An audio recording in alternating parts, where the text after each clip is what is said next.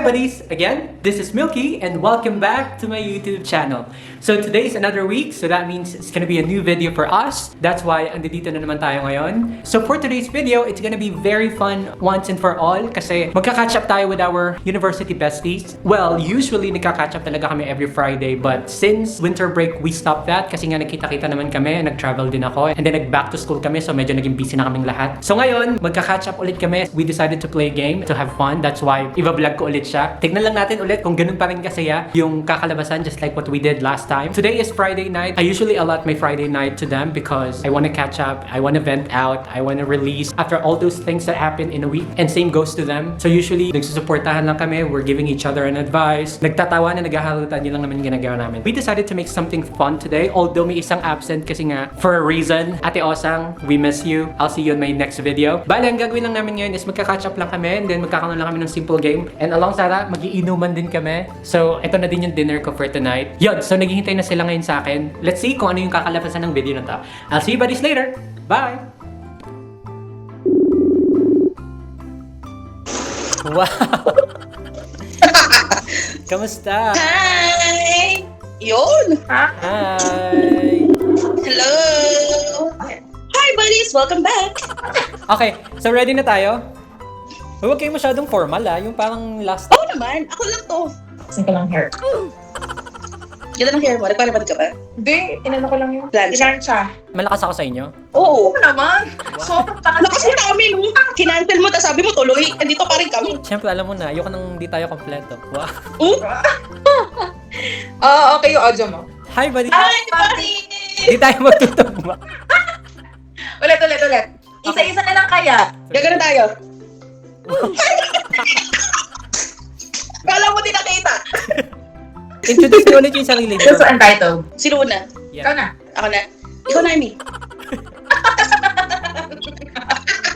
Hi buddies, again, this is Milky and welcome back to my YouTube channel. We're here at it again. We're here doing another video with my university besties. Hi, buddies! I'm here again. I'm Aimee. Hi, buddy! Ito pa. 1, 2, 3, go. Luki, doon ka mo. Hi, buddies! I'm here again. I'm again. There we go. So, andito na ulit kami. May kulang lang kaming isa. Absent yung isa naming friend. Masaya sana kung kompleto tayo. Maki-quick catch-up lang kami and then maglalaro kami ng game. Wait, kamusta na kayo? Okay naman. Ito, busy. Gusto na matapos ng taon na to. Yes. Grabe, matapos yung taon. Parang pag ginawa, 11 months na lang, Pasko na ulit.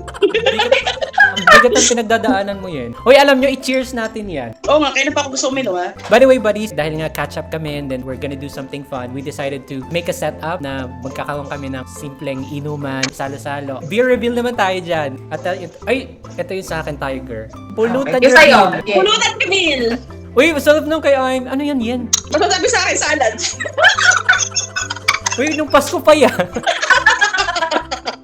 Okay, kagagawa lang nito. Fresh donut. Ako, pancit canton with rice and... Pwede di pulutan yan. Di pa ako nagdi-dinner. Ano yung dinner? Ito yung dinner ko. Ano sa akin? Salad. Tsaka ito. Taray, fitness. Pero nung maalak. Ikaw. Mine, I have donuts. Sana ko. Sarap. Para bang hindi pulutan talaga. Mag-cheers Wala muna mga tayo chips. bago tayo magsimula. Cheers. Si Yan kanina pa Cheers. umiinom. Meron pa ako doon. Huwag ka mag-alala. Wow. Isang pinili. Already, 1, 2, 3, kampay! Cheers! Para ba lasing ako? Parang sakit na ng ulo ko. Hindi ka arte talaga. Kamusta na kayo? Okay lang. Okay lang. Kamusta yung DepEd?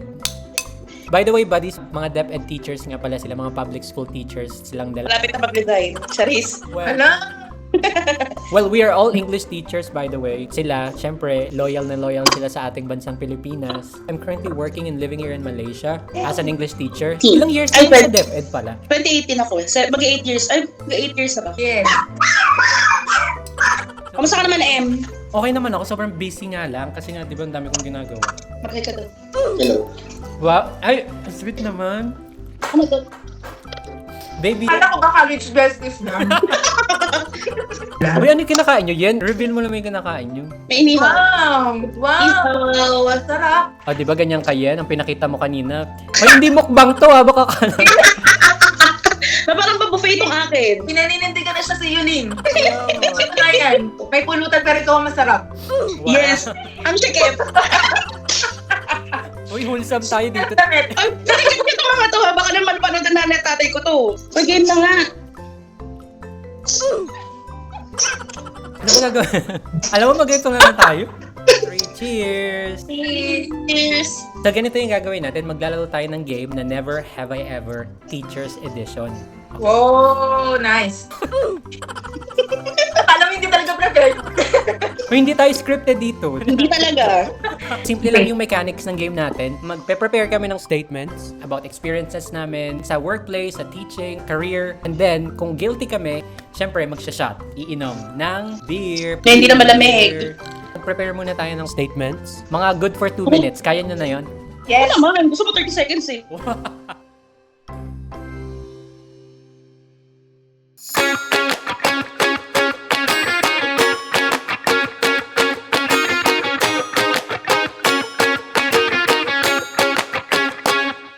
Okay na, ready na tayo. Uy, Amy, kukunin ka na ni Lord dyan. Kaya, okay lang. Punas naman ng damit. Kailangan, ikat mo ko.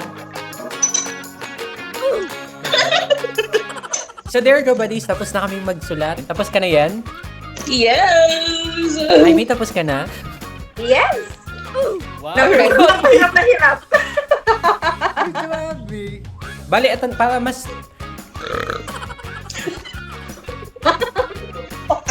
Makakaya. Ang daming bloopers nito. Oo nga. Again, very simple lang yung mechanics. Para mas masaya, gamitin natin yung facial expressions natin. Kung hindi ka guilty, poker face ka lang. Serious mode, kung paano yung poker face mo. Poker face reveal. Ito na. Well, okay, so walang reaction. And then, kung guilty ka, syempre, doon ka mahuhuli kung matatawa ka ba. Mga simple and minor reactions lang. So, ready na tayo? Ready? Ready? So, ang game na lalaroin natin for tonight is Never. Have I ever? Teacher's Edition. Never have I ever, number 1. Never have I ever na habang nagle-lesson ka, kausap mo yung estudyante, nakalimutan mo yung pangalan niya. Ako yun. Wait lang. So cute. Yung question number 1 ko eh. Number 1. So, guilty tayong lahat. Ako, madalas mangyari sa akin yun, especially nung nag-move ako ng Vietnam and Malaysia. Kasi nga, ang mga names nila, Japanese, Chinese, Mahirap i-pronounce or mahirap tandaan. nakakalimutan ko talaga. Kaya usually, hindi ako nag-name drop. Okay, you, gumagana nga ako. Ako din. Ako mas kilala ko kasi sila sa face eh. Isa tinatawag ko na, ay, hindi pala yun yung name niya.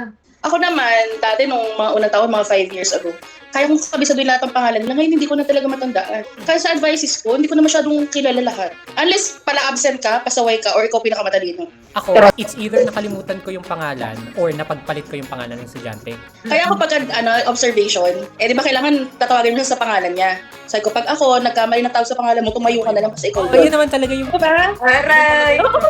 Kasi minsan nakakalimutan mo talaga. Lalo sa amin ngayon kasi nga, may original na name sila. Chinese, Korean, Japanese. Meron silang English name. Ako, hindi ako nagde-depend dun sa English name nila kasi parang psychologically, iba yung effect sa bata pag yung real name na whether Nila. it's Japanese or Korean. Mm. So, lahat tayo guilty We're all tayo, guilty. guys. So, guilty tayo pareho. Cheers! Pero very interesting yan especially sa public schools, yung names, just kung ilan yung estudyante. Yes. Mga 50 students sa isang classroom, kailangan alam mo, tapos 6 sections. So, yun talaga, struggle. Okay, never have I ever, number 2. So, never have I ever na mental block during discussion. Ako. Bakit ako lagi? Ako talaga na mental block sometimes. Nakaka-mental block kasi. Lalo pagka yung nasa peak ka na ng discussion, yung turong-turo ka talaga, yung nag-enjoy ka na. Ano nga yun? May isang word na nakalimutan. Ako minsan nade-distract sa Mm. paligid. Kunyari may mga dumadaan na supervisor, ganyan. Minsan na yung ano nga ba yung English term nito? Oo, totoo. Or may word na gusto ka sabihin, pero alam mo yung word, pero parang, ano nga yun? May isa pang word, may isa pang word na tawag Totoo. doon. Ikaw, hindi ka guilty. So far, dito sa abroad, parang yung nasa in the middle of discussion ka, tapos parang may hinto ka. And then, ano nga pala yun? Tapos parang ganun. Hindi ko pa naman siya na-experience. So, ako kasi, usually pag nasa klase ako, dire-diretso yung bunganga ko kapag nagsasalita ako. And then, kung may instance na nakalimutan ko yung word, lagi akong humahanap ng substitute. Siguro mabilis lang din mag-isip si M. Oo, totoo lang. Substitute word. Pero, kaya naman eh. Mm-mm. Mag-isip talaga. Yung nga lang nakaka-mental shock. Dito kasi kami maraming distractions, no? Kasi yung sa inyo kasi parang classroom talaga na sarado, di ba? Mm-mm. Sa amin kasi hindi, open talaga siya. So maraming dumadaan, maraming nag-interrupt, maraming ano. Okay, cheers! Okay. Never have I ever. Number 3. Paano yung 3 mo yan? Never have I ever caught a student during a test. Madami doon. That's a good topic ha. Paano nyo kino-confront yung estudyante in terms of cheating, dumadaldal?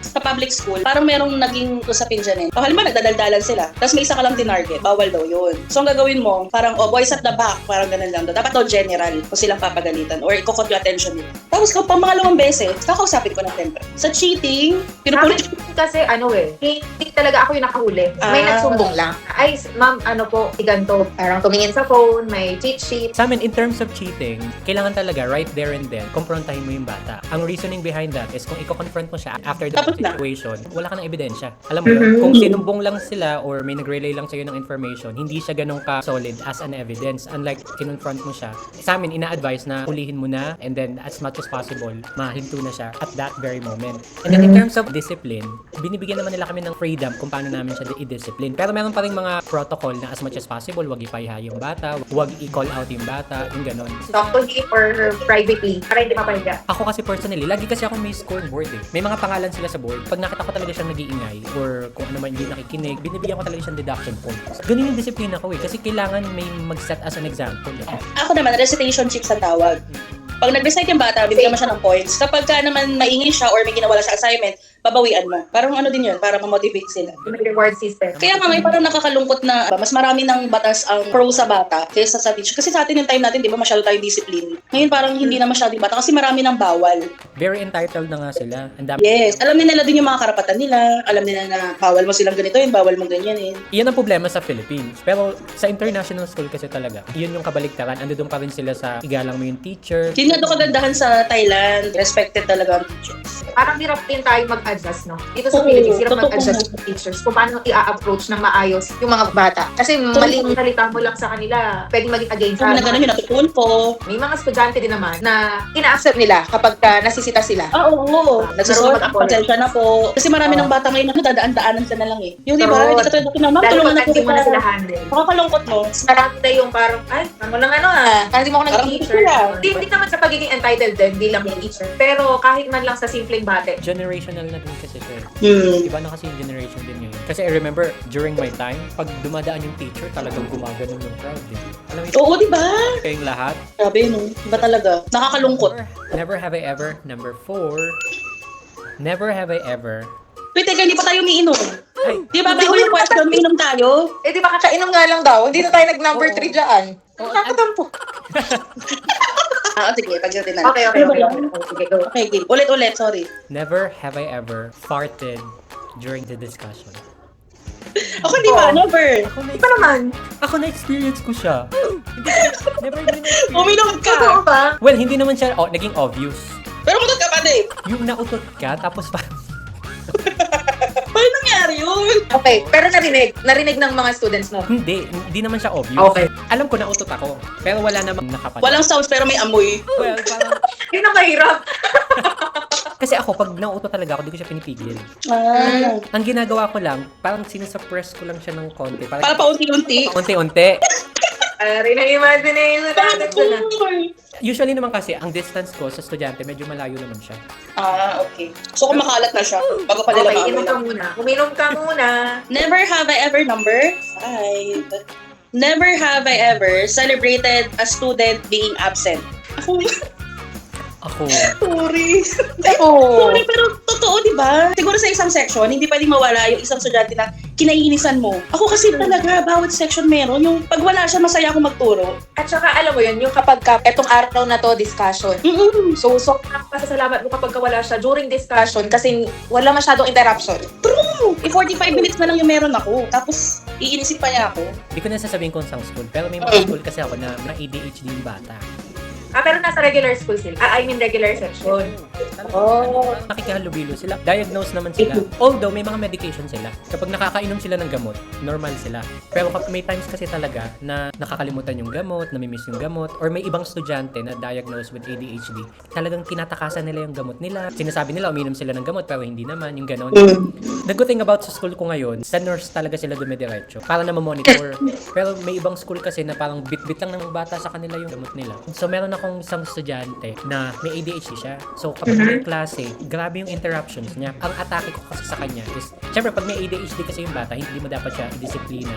Yes. Paano mo dinidisiplina? Sa normal. Mga normal student. So ako, parang kumpare, kaibigan. Kumbaga, reverse psychology. Yeah. Pero, di mo siya mapatatahimik ng mga good for 5 minutes, hindi niya kaya.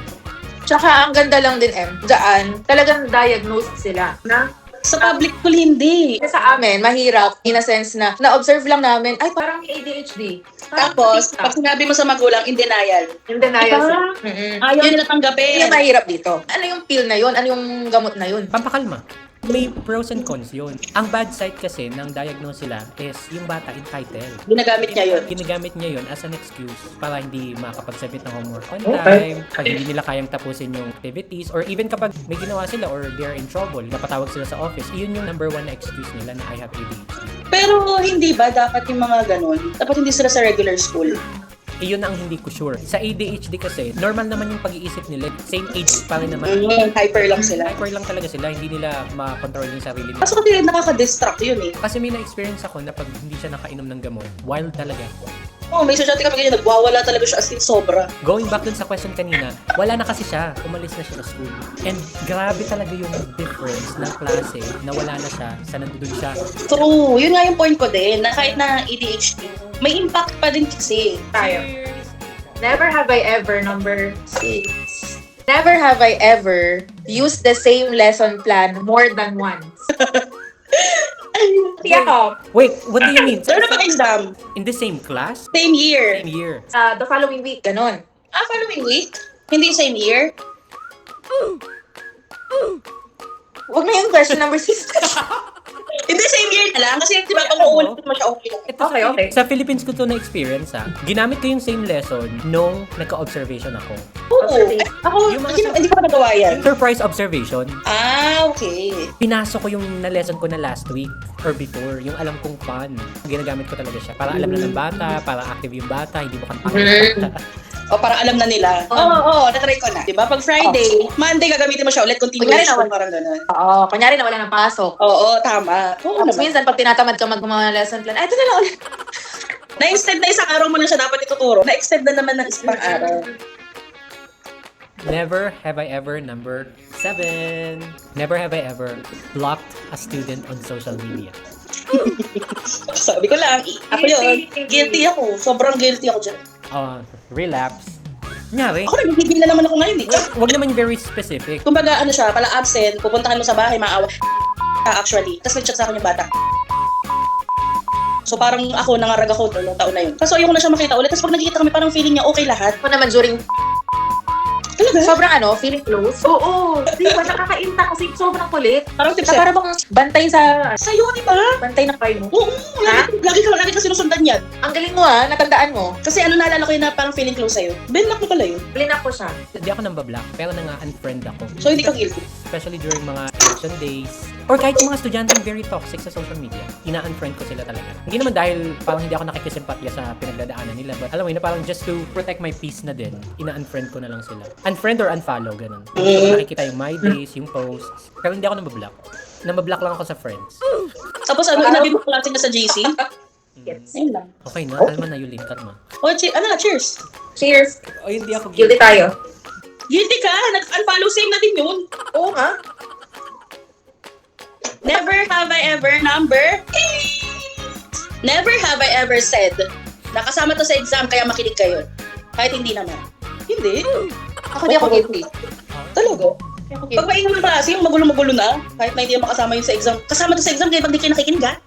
Yung may mga vocabs ako na sinasabi ko na kasama to sa quiz. Kasi para nang makinig sila, Never have I ever, number 9. Never have I ever brought work home on the weekend. Makita. Oo naman. Di ba? Pero ngayon, ang motto ko na, hindi ako mag-uwi ng trabaho unless kailangan na siya. Ano naman pag feeling ko, ay kailangan na, rush na. Yun, Ayoko, ako. ayoko din kasi nung nangangarag ako. Okay. Uwi ko na lang. Pero may mga times na nag-uwi ako, pero tambay lang. Hindi ko sila nagagalaw ng weekend. So guilty din ako doon. Ako naman, well, sa Philippines talaga nag-uwi ako. Gumawa akong lessons, PowerPoints, lahat, test. Pero kapag regular days namin dito, or even sa other international schools, never ako nag-uwi ng lesson sa bahay. Usually, ang mga inuwi ko lang, yung mga additional work. Like, kunwari ngayon, gumawa akong yearbook. Ginagawa ko yun sa bahay. Pero yung lessons ko, sa school ko siya talaga natatapos. Nagpe-prepare lang ako ng lesson kapag nagbakasyon ako. Sinasagad ko yung bakasyon ko eh. Pagkadating ko, kunwari, Sunday, then Monday, klase na. Nagtatapos talaga ako ng lesson ng Sunday. Ako kasi lesson plan ko ngayon, parang nauulit. Kumbaga, same grade level ka. Ine-edit mo na lang. Gusto ko bawas na masyado. Hindi na masyado yung trabaho. Parang medyo mas madali na siya. Tsaka pinagbawal na yun, ha? Yung mag-chat yung supervisor mo or head teacher mo nung Saturday, weekend. Yes. Para pag ka ng work, bawal na. Naka-play ba siya? Oo, sa amin, bawal na. Yes. Never have I ever, number 10.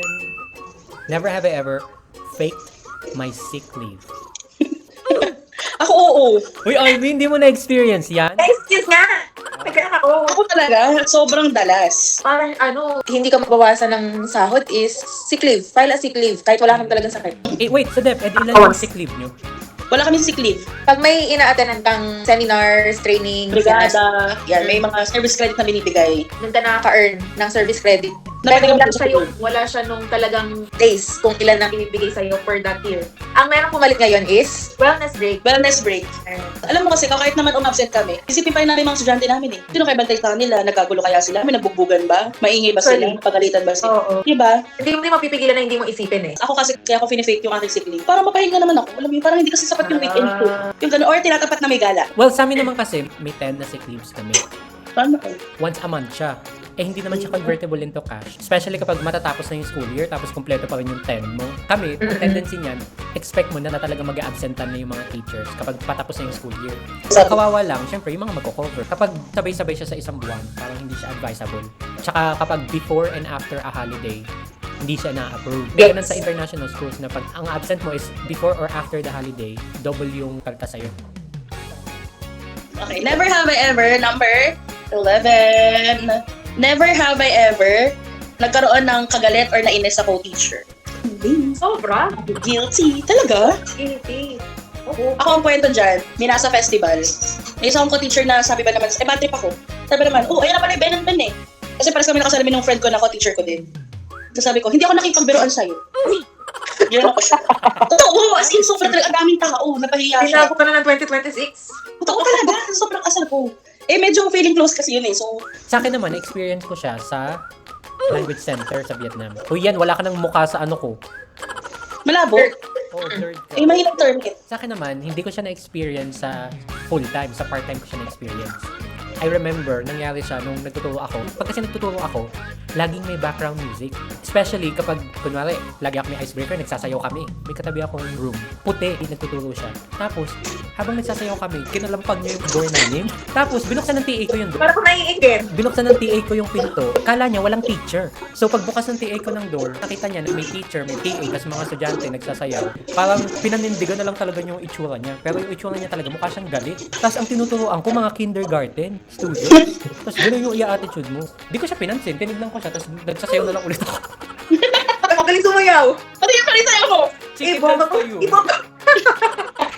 Oh, di ko siya pinansin kasi buwisit din ako sa kanya. Well, the good thing naman, parang 2 days after that, nag-apologize naman siya. Pero never, before siya nag-apologize, nagkakasalubong kami. Talagang taas nung Dead ako na. sa kanya, dinided mo ko talaga siya. May malabo pa ba ako? Medyo. Medyo. Sana medyo. Ganda mo dyan, Okay. Ben. Ano yung skincare mo? Sa akin naman, ako na iinis. Hindi ako galit, pero naiinis ako. Na parang kailangan ko mag-explain at kailangan niyang malaman kung ano yung mga ganap ko sa life. Bakit? Hindi ko din alam. Baka naiingit. Baka sobrang nagagandahan sa akin. Ako marami akong kinainis talaga, sobra. Kung ako nilainis, Di ba, may issue nga na namba-bypass ka ng advisory kapag hindi ka naman talaga sinulungan lang ako eh. Saka parang kasalan ko pagka hindi mo pinakailaman yung issue sa advisory mo. May mga teachers din na ang petty lang, pero ginagawang big deal. True. Kainis. Na parang bang bata. Oo. Yung petty lang. Nung kabataan. Kailangan pag i-address sa advice mo. Hindi mo kayang gawa ng paraan niya. Tama. Taray! ano yan, parang isa din yan sa mga struggles sa mga advisors. Kanya-kanyang advisory. Kasi di ba may instance na sa'yo nagsusumbong yung advisor. Ma'am, sino po din natuturo? Ano gagawin? Oo. Tapos parang inaagaw mo yung advisory ko. Pero kapag wala akong say. Kung gusto ng mga anak ko sa teacher nila, okay lang sa akin. Baka magaling talaga siya teacher, di ba? Pero feeling ko dahil siguro ilang years na din tayo in service. Pero kung nagsisimula pa lang tayo nung Oo. Ay, kasam na tayo, guy. Di ba nung Sensitive tayo pagdating dyan. Nagselos pa. Oo, Totoo. di ba dati advisory ko todo bigay ako eh. Talagang Kung di pag exam na, may mga chocolate na good luck sa exam, blah blah blah. Taray. Yayaman din ang friend ko na. May mga Wala pang personalized, load. customized na. Hindi ka talaga people pleaser. Pero ngayon, Tinapos dahil ko hindi- 2026. Pero ngayon, may nakakalimutan ko na eh. Never have I ever number 12. Paano, F? Rumaround to pala kamay. Never have I ever counted down the days until a school break or weekend. Guilty ako. parang lahat naman tayo dahil. Siyempre, lalasingin ko kayo. Pero pa ngayon, kailan tayo ulit yung holiday? Oo, di ba? Nung kakamating ako, uy, 4 na araw na lang, Friday na. Pero ang haba ng January, no? Totoo, ang haba talaga. Truth. Di pa ba ako mag-birthday? Oy, alam mo ba yung birthday ko, matapa ka dyan? Oo nga, alam mo ba? Alam mo ba? Ako, birthday ko, alam mo. Gora mo, birthday ko. Birthday mo, alam ko. So magkakatampuan din tayo ngayon kasi di mo alam birthday namin. Oo. Anong month? Anong month? Si Aimee, January. Proud ka pa, proud ka pa. Sige, papahulaan kita. 6, 7, 8, 9. February. Kay Aimee ba? Oo, kay Aimee. February 10. Nakaiyak ka. Ah. Sabi ko sa'yo. Feb 9. Kunyari pang alam. Ako, birthday ko, anong month? Si Yen, ano yan? Yen. September. Uy, di ko talaga natatandaan. Oh my gosh. In 12 years. Cheers, cheers. Never have I ever, number 13. Never have I ever stalked a student. Nag-stop. Ako, nag-stock ako. Ako, pag May student kami na... So, sinostok ko. Go. Ano, Yen? Ako nag-stop. O tapos? Tapos, feeling namin, ano siya yung... Ano ba tawag? Parang ganun. Parang ganun yung tingin namin. So, inistok ko lang. Uy, cut mo to ha! Oo, kakat ko yan. Kasi naging ko natin ganun eh. Sugarcoat nyo naman kasi. Pero napag-clear nyo. Hindi naman siya... Ako nag-i-stalk ako kapag nag-involve sa mga issues. Kahit hindi siya famous, pero pag nag-involve or nabanggit siya ng teacher, ganyan. Kasi di ba Stalk. tayo na pa, sino yan? Eh, pati nga ng picture. So, titignan natin. Oh, ganun. Kasi nga, mas kilala natin sila sa funny. Ako, kapag may nag-a-add sa akin estudyante, tinitignan ko muna. Ay, ako din. Ganun. Ako din. Titignan ko muna. Kung ka-accept ba siya o hindi. Or pagkakali mo sa GC, sa group chat ng section na to, hindi mo kilala kung sino siya. So, inistok ko muna kung sino siya. Cheers! Cheers! Never have I ever number 14. Never have I ever nagkamali ng suot ng uniform. Hindi ka nagkamali. Nag-holiday ng Monday, hindi ko na alam yung date. So, Monday ko ng Tuesday. Nice one. Hindi, sa amin naman kasi dito wala kaming uniform. Basta formal lang ng Monday to Thursday and then wash day namin is Friday. Para kahit Sabi may uniform. May uniform kami from Monday to Thursday, di ba? Thursday. Friday lang ang Thursday. Thursday. Oh, inom. Uminom na ako! Tingnan, hindi na nakita. Grabe. Okay lang. Dali ka usap. Bawal bigla beshi ko. Never have I ever, number 15. Never have I ever napatawag ng principal, whether bad or good news. Ikaw lang guilty, Ed. Kaya, napatawag na ba ako? Hindi naman. Ako, napatawag na ako. Eh, bakit hindi ka react? Hindi, inisip ko lang kung principal ba ito tumawag sa akin. Ako hindi ako guilty. Yung sinabi Okay, sa sir. inyo na ina-offeran ako ng position, yun yun. Ako gusto niya akong gawing sekretary ng brigada dati. Wala ako nagawa. Nag-sekretary pa rin ako. In-accept mo. Actually, di ako tinanong. In-appoint niya na ako agad. In-inform ka lang niya. Oh, in-appoint. Cheers, Em! Cheers! At least na-promote. Malapit na tayong magkita-kita. Yes! I'm so excited! Excited na ako! So that's it. That's the end of our Never Have I Ever game. Nag-enjoy ba kayo? Yes! Super! Yeah, so I hope na may natutunan kayo or may nakuha man lang kayong kahit konti sa mga kwento namin. Thank you so much, buddies, for dropping by here on my YouTube channel. If you like this video, don't forget to hit the like button and the subscribe button.